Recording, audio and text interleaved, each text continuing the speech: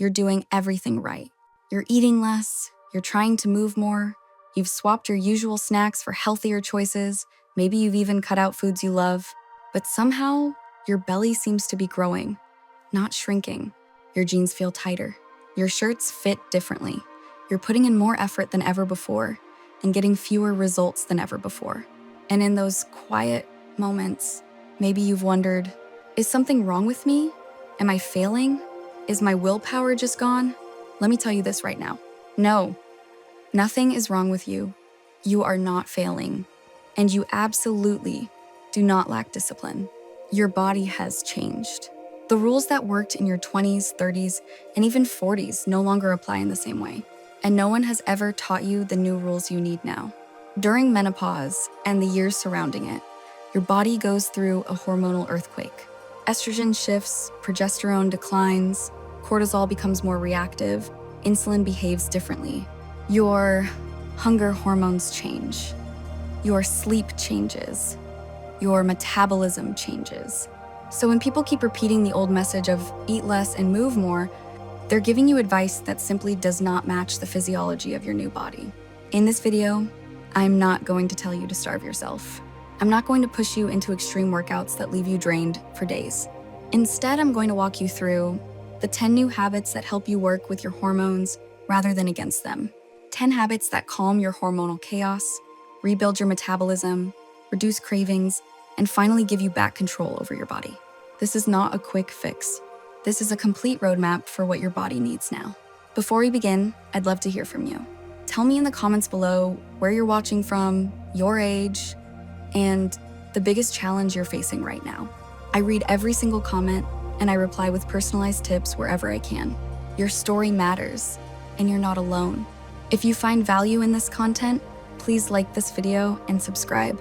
It helps me reach more women who desperately need honest, compassionate, science-based guidance. Now, let's begin. And we'll start with the simplest, easiest habit, the one that gives you an instant win and starts building real momentum. Habit 10, use water as an active weight loss tool. This might sound too simple to matter, but it's one of the fastest habits you can implement, and it works for two powerful reasons. First, water gives your metabolism a tiny but meaningful lift. Whenever you drink water, your body has to work to bring it to your internal temperature. That process uses a bit of energy. It's not a miracle trick, but over the course of each day, that small boost adds up. But the real power of water has nothing to do with metabolism. It has everything to do with appetite control. So here's the key habit. Drink 2 full cups of water about 30 minutes before each of your main meals. This does 2 things at once. It physically takes up space in your stomach so you feel fuller and naturally eat less. And it gives your brain time to recognize that you're taking in fluids, which prevents the very common mistake of confusing thirst for hunger. Many women reach for a snack when what their body actually needs is hydration. By drinking water first and waiting 10 to 15 minutes, you'll often find that the craving disappears. Studies have shown that women who drank water before meals for several weeks lost weight and reduced body fat without changing their diet or exercise. This is your foundation habit. It's simple, but it creates momentum because it works immediately. But even if you hydrate perfectly, there's a silent force working against you. It's something that has nothing to do with the gym, yet it has more impact on your metabolism than most workouts. Let's talk about it. Habit 9, move all day long with NEAT. NEAT stands for Non-Exercise Activity Thermogenesis, and it represents all the calories you burn from daily movement that is not formal exercise. This includes walking to the car, doing chores, taking the stairs, carrying groceries, pacing while talking on the phone, and even fidgeting. For women in menopause, NEAT is not just helpful, it is a metabolism-saving strategy. As estrogen declines, your metabolism can naturally slow down. And when you try to diet by eating less, your body often responds by making you move less without you even noticing. You sit more, you stand less, you feel low energy, your steps drop.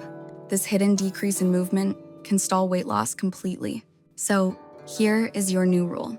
Your desk chair can be a bigger enemy to your waistline than your refrigerator. Long periods of sitting send a signal to your body to store fat, especially around the midsection. But the good news is, you have complete control over this habit. Here's how to boost your NEAT throughout the day. Set a reminder to stand up and stretch every 30 minutes. Walk around the room during phone calls. Take a 10-minute walk after each meal to help lower blood sugar. Park farther away from store entrances. Take the stairs whenever you can. Add small bursts of movement throughout the day, they all count. These tiny actions can easily add up to 200 or 300 extra calories burned per day without formal exercise. When you consistently move more throughout your day, you keep your metabolic fire gently burning exactly what your menopausal body needs. But even if you improve hydration and increase daily movement, there is a deeper issue that blocks progress. If you wake up feeling exhausted, craving sugar, and hungry before the day even starts, your metabolism is not the problem. Your sleep is. Habit 8, master your sleep to control cravings effortlessly. Sleep is not optional. It is the foundation that all your other habits rest on. When you don't sleep well, your hormones become imbalanced in a way that makes fat loss extremely difficult, especially around your belly. Here's what happens on a hormonal level when sleep is poor.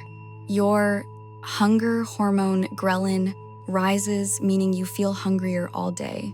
Your fullness hormone, leptin, decreases, so you feel less satisfaction from the same amount of food. Your insulin resistance worsens, making fat storage more likely. Your cortisol increases, which we'll talk about next. So when you wake up craving carbs or feeling ravenous, that's not a lack of discipline. It's biology. Studies show that women who sleep at least 7 hours per night lose weight more successfully than women who don't, even when they follow the same nutrition plan. Here's how to improve your sleep during menopause. Keep your bedroom cool, especially if you struggle with night sweats. Create a calming evening routine that signals your body to wind down, such as reading, taking a warm bath, or doing gentle stretching. Avoid screens for at least an hour before bed, because blue light delays your natural melatonin production. Aim for 7 to 8 hours of quality sleep as a non-negotiable part of your health. Sleep is the reset button for your hormones. When you master it, cravings become easier to manage, your appetite naturally lowers, and your energy stabilizes. But even with perfect sleep, there is another hormone that can derail progress instantly: cortisol. Habit 7, control the stress hormone cortisol. Stress is not just an emotional experience. It is a biochemical event that directly influences belly fat. When your body is under stress, it releases cortisol to help you cope. This is normal for short bursts, but when stress becomes chronic, cortisol remains elevated, and this sends a signal to your body to store fat, especially around your abdomen. Here's what cortisol does. It raises your blood sugar to give you quick energy. But if that energy is not used immediately, it gets stored as fat. Cortisol also intensifies cravings for quick comfort foods like sugar and refined carbohydrates. And to make matters worse, having belly fat is itself a physical stressor that can push cortisol even higher. It becomes a vicious cycle. This is why managing stress is not simply nice to do. It is mandatory. Here are ways to lower cortisol. Practice 10 minutes of meditation, gentle yoga, deep breathing, or quiet walking each day. Focus on long exhalations, which tell your nervous system to relax. Take short breaks throughout your day to breathe, stretch, or reset your posture. Spend time in nature, even if it's just a few minutes outside. Limit multitasking, the brain interprets it as stress. When you manage cortisol, you remove one of the strongest roadblocks to losing abdominal fat. You also make your cravings easier to control and your mood far more stable. Once your stress levels are more balanced, your body becomes ready for the next habit, exercise. But here is the trap. Most women in menopause are doing the wrong type of exercise for their current physiology. Let's fix that. Habit 6, choose consistent cardio to reduce visceral fat. For years, high-intensity interval training, or HIIT, has been promoted as the fastest way to burn fat. And while it can be effective, it's not always ideal for women in menopause. High-intensity workouts raise cortisol more dramatically. They also increase the risk of injury, especially when joints and connective tissues are more sensitive. And research shows that for reducing deep, dangerous visceral belly fat, steady, moderate cardio may actually be more effective. This type of exercise includes brisk walking, steady jogging, cycling, swimming, and using the elliptical at a pace where you can still hold a conversation. Aim for at least 150 to 200 minutes per week of moderate intensity cardio.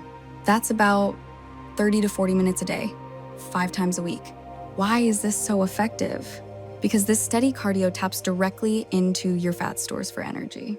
It is especially good at shrinking visceral fat, the kind that wraps around your organs and becomes more common after menopause.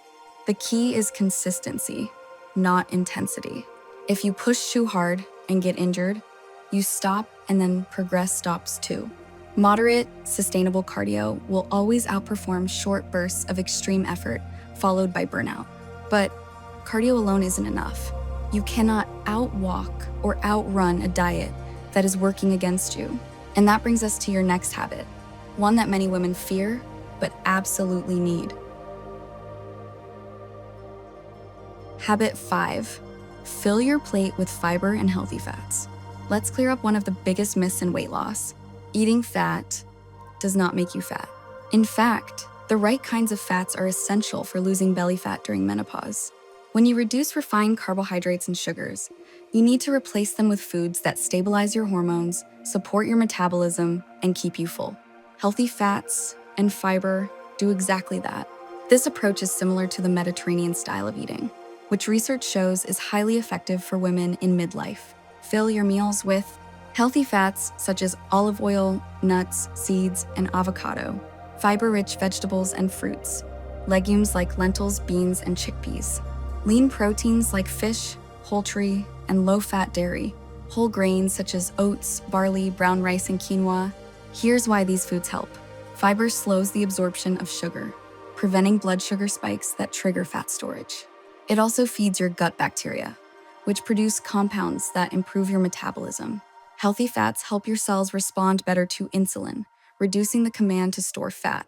Together, they keep you full, energized, and hormonally balanced. This habit is not about deprivation. It's about nourishing your body in a way that supports fat loss instead of fighting against it. But now that you've added the right foods, it's time to remove the biggest offender. Habit 4, tame insulin by cutting refined carbs and sugar. This habit flips the fat storage switch to the off position. Refined carbohydrates and added sugars are not just empty calories. They create spikes in blood sugar that lead to large releases of insulin, the hormone that tells your body to store fat and stop burning it. When you eat foods like white bread, pastries, cookies, sugary drinks, and candy, your body reacts with a hormonal storm that makes belly fat far more likely to accumulate. You do not need to cut out all carbs. You simply need to eliminate or greatly reduce the refined ones. Replace them with whole grains, fruit, vegetables, legumes, and fiber-rich foods that digest slowly and keep your insulin levels steady. Once you calm your insulin response, your body becomes far more willing to burn stored fat. Now that your hormonal environment is calming down and your nutrition is shifting in the right direction, it's time for one of the most powerful habits of all. Habit 3, build your metabolic engine with strength training. If the previous habits were about stopping damage, this one is about rebuilding your metabolism from the ground up. As you age, you naturally lose muscle. During menopause, that loss accelerates. The problem is that muscle is your metabolic engine. Muscle burns calories all day long, even when you're sitting still. Cardio burns calories while you're doing it. Strength training changes your metabolism 24 hours a day. When you lift weights or challenge your muscles with resistance bands or bodyweight exercises, you create microscopic tears in the muscle fibers. When your body repairs those fibers, it builds thicker, stronger muscles, and that new tissue requires more energy just to exist. This is how you permanently increase your resting metabolic rate. Strength training also protects bone density, improves insulin sensitivity, and dramatically changes your body composition, none of which cardio can do on its own. Aim to strength train 2 to 3 times per week. Use weights or resistance that feel challenging, especially in the last few repetitions. You do not need to become a bodybuilder. You simply need to challenge your muscles enough to stimulate growth. But strength training alone won't protect your muscles if you don't provide your body with the raw material it needs. And that brings us to your next essential habit. Habit 2, prioritize protein to end constant hunger. Protein is essential in menopause because it protects your muscle mass and helps control your appetite. When you're trying to lose weight, your body will lose both fat and muscle unless you consume enough protein. If you lose muscle, your metabolism slows down even more, making it harder to keep the weight off long term. Protein helps prevent this. It also has the highest satiety effect of any nutrient. It keeps you full longer, reduces cravings, and stabilizes your energy levels. Aim for about 1 to 1.2 grams of protein per kilogram of body weight each day. For a woman who weighs 150 pounds, that's roughly 68 to 82 grams of protein per day. Spread this across all meals, not just dinner. Include foods such as eggs, Greek yogurt, cottage cheese, chicken, fish, tofu, legumes, and other high-protein choices. Protein is the perfect partner to strength training. Together, they rebuild the metabolic engine you need. But even with the perfect food and exercise plan, none of it becomes sustainable unless you master the final habit. This is the habit that makes all the others stick for life. Habit 1. Practice mindful eating. Almost every diet focuses on what to eat. Almost none of them teach you how to understand why you eat. Mindful eating is the skill that brings awareness to the moment you decide to eat, and that moment determines everything. Before you eat, pause and ask yourself, am I physically hungry? Or am I stressed, tired, bored, or emotional? Slow down your eating, put your fork down between bites, notice the taste and texture of your food. Stop when you feel comfortably satisfied, not painfully full. This skill reconnects you with your body's signals that often get drowned out by stress, habit, or emotional eating. Research shows that women who practice mindful eating experience fewer cravings and lose more abdominal fat because they no longer eat on autopilot. This habit is the glue that holds all the other habits together. It transforms this plan from a temporary strategy into a lifelong lifestyle. Mindful eating is the habit that ties everything together. It's the skill that turns all 9 of the previous habits into a lifestyle you can actually live with, not just for a week, but for years. When you slow down, when you listen to your body, when you create even the smallest pause before you eat, something powerful happens. You begin to feel in control again. And that sense of control is the very thing menopause often steals. Now that you've learned all 10 habits, I want to leave you with one final step. And it's not another rule or task. It's simply an invitation. If this video touched something in you, if it made you feel a little more seen and a little less alone, I want to gently ask you for one thing in return. Please take a moment to like this video and subscribe to the Hormonal Balance Institute here on YouTube. Every single click tells the algorithm, this matters, women in menopause matter. It helps this message reach more women who are quietly struggling and blaming themselves. And if you have a friend, a sister, a colleague, or a loved one who is going through menopause as well, share this channel or one of these videos with her. You never know, it might be the first time she hears. It's not your fault. Your body has changed, and there is a way forward. Menopause can feel isolating, but it doesn't have to be something we endure in silence. Together, we can build a space where we support each other. You are not alone in this. I'm here with you, and so is every woman who finds her way to this channel. Let's walk this path together.